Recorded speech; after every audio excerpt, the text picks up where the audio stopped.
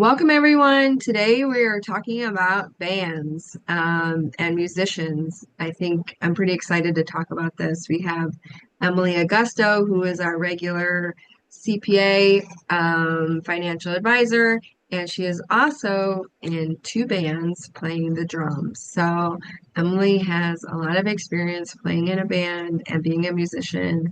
Um, and there are, believe it or not, money issues that come up when you are in a band or even as a solo musician. So we wanted to touch on a few of those today. I'm excited, Emily. So I think what we want to first talk about is, the distinction between a hobby and a business when it comes to being a musician. Yes, yes. So, yes, I am excited to talk about this topic today. It's like the other world, like my life is two worlds, my work and my music, and they're colliding today. But I will say at the top, all the bands I've been in have been considered hobbies.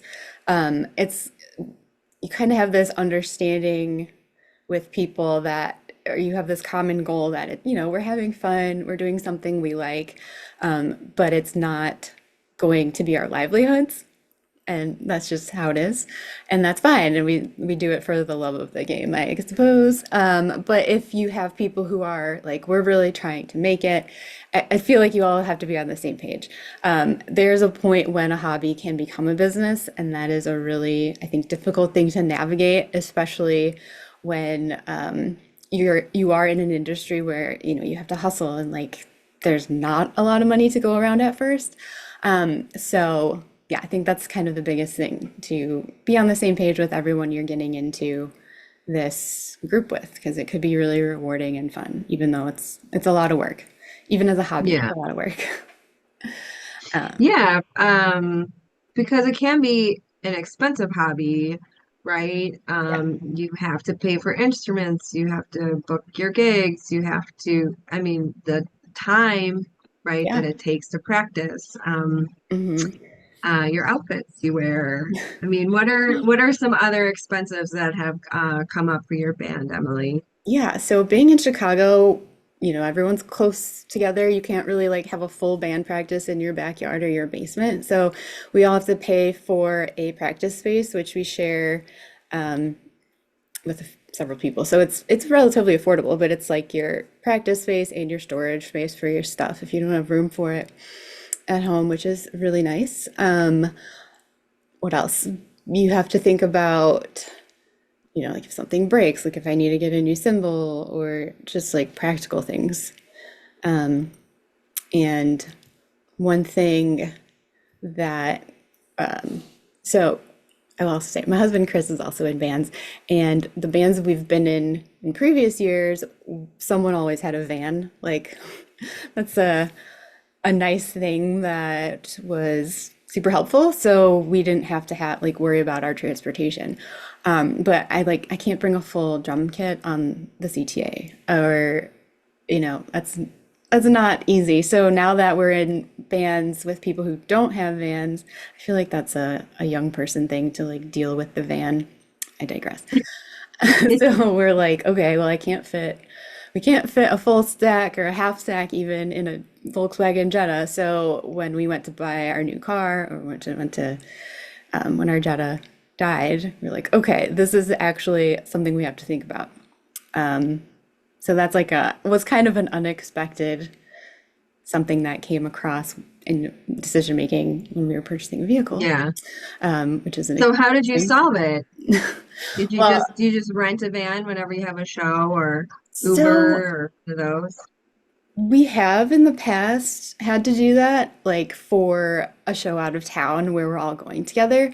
If it's a local show, you just find like if people have you carpool, you figure it out, you can share gear with other bands. That usually works out to an extent. But yeah, we wanted to both be able to haul our own stuff to a place if we Yeah. had to. And then say you have an expense like that where you need a van for your drum kit, but say the singer doesn't really need a van, right? Because they can just take the subway. Do you ever have conflicts where you say, I think we should spend money on this and it's worth it? And you have a bandmate who might say, um, well, let's put money towards this instead. Yeah. No, that's a good question. Luckily, I've had good experiences with people being pretty open to sharing all the income that comes in goes back into the band. And, everyone's in it together. It kind of goes back to that first point I made about like, what is your actual goal? So, and it's true, like a singer, they don't have to spend money on new drum heads or new guitar strings. I mean, they have other things. Maybe they're taking voice lessons or do other things. But yeah, it could be delicate when you get to the business side of things. But people have usually been Mhm. pretty understanding in all of the bands I've been in. Sometimes, someone will, if you get paid a couple $100s and be like, okay, 200 will go to the band and whatever extra will go to this person who had extra expenses this month. So yeah, it's just kind of being open and honest, and it's not worth it to get into a fight over it if you're just there to have fun. Yeah, for most people, right? Yeah. But I think like any relationship with anyone, right? Whether it's personal, like a spouse or a sibling or a parent, can be difficult to talk about money. And when you're in a band, it's a special kind of relationship. And if you're not really there to make money technically as a business, maybe you don't talk about it in advance. Yeah. And then these things can come up later Yeah. and hopefully you can resolve them. But some people find that I'm sure more difficult than others. Oh, totally. Yeah. You set the expectations at the top. It's a lot easier. Yes, there you go. So we touch on some expenses. What about money that comes in? So if you are lucky enough to actually have some money come in, typically in all the bands I've been in, any money that comes in, like I said, goes to the band, like back into like a band fund. Usually one person kind of handles that, and we use it to record or buy t-shirts to screen print or, pins, buttons, merch, like stuff like that. There's usually not a lot just sitting around. There's always something you can spend money on. I mean, Yeah, so what's the priority to spend money on? Maybe a recording studio, or should we try to sell more, make more t-shirts to sell, or where do you put those funds towards? yeah, definitely. It's interesting too because the music industry itself is changing a lot, and not to get too much into that, but like usually people create a record and then they go and tour on it. So you spend the money up front and then you try to make it back on tour. When you're not a touring musician and which is very difficult, and you're not even making that much money, I don't think, if you're not super famous. But if you're just looking to do local shows, you kind of make the music as you can and then try to get it out to as many people as you can, not necessarily to make money, but just because it's something you created. You might spend some money on someone to help you do some, I don't know, cool pictures or maybe just a little advertising, like not, you don't really call it that, but I don't know, just to get out there, go to other shows to meet other bands you might want to play with. So you can spend money on that from your income. I'm going back to expenses. But the income can go towards those types of things. I don't know a lot about getting your stuff up on streaming, but that is another source of income that you have to go through somebody for. I'm assuming you have to pay someone. There are free streaming sites like Bandcamp, which is a really cool spot that is free and you can buy music directly from artists. Yeah. But Um, yeah, and then I wanted to ask you about people who want to transition.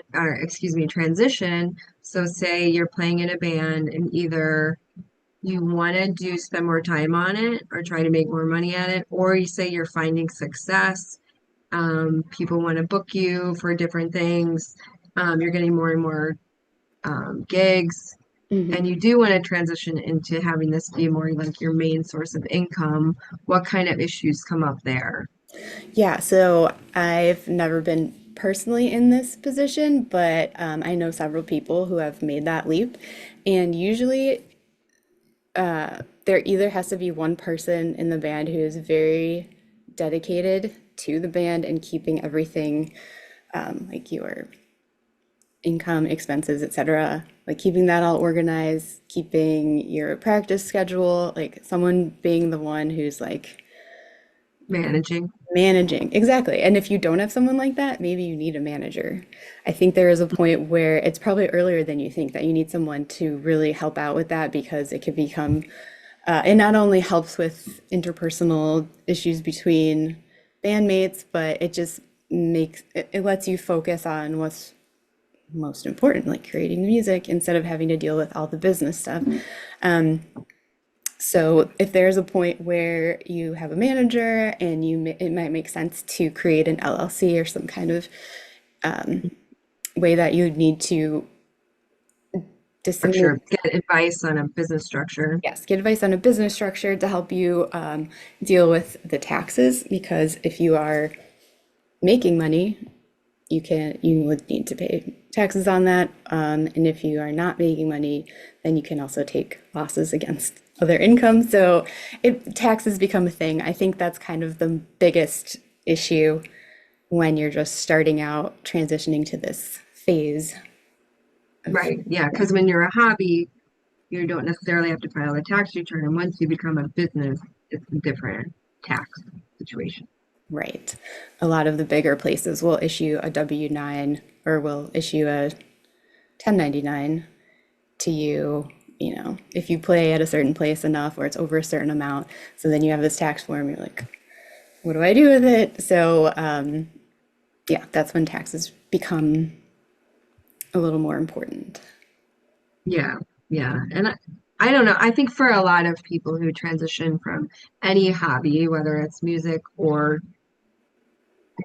crafts, and then try to make it into a business, this becomes that transition is the real sticking point.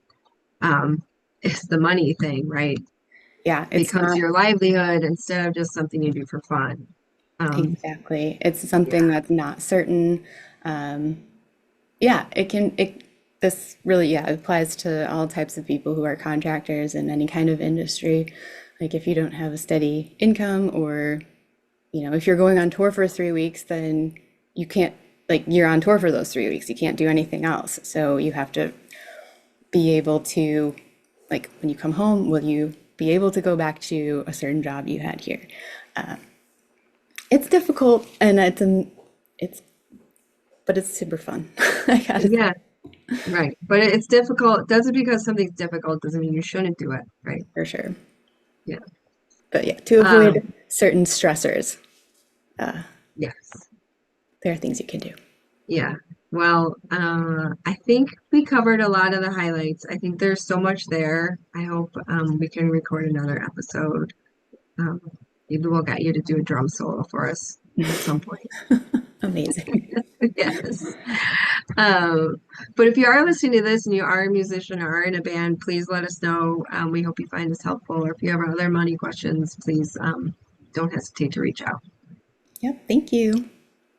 Okay, bye.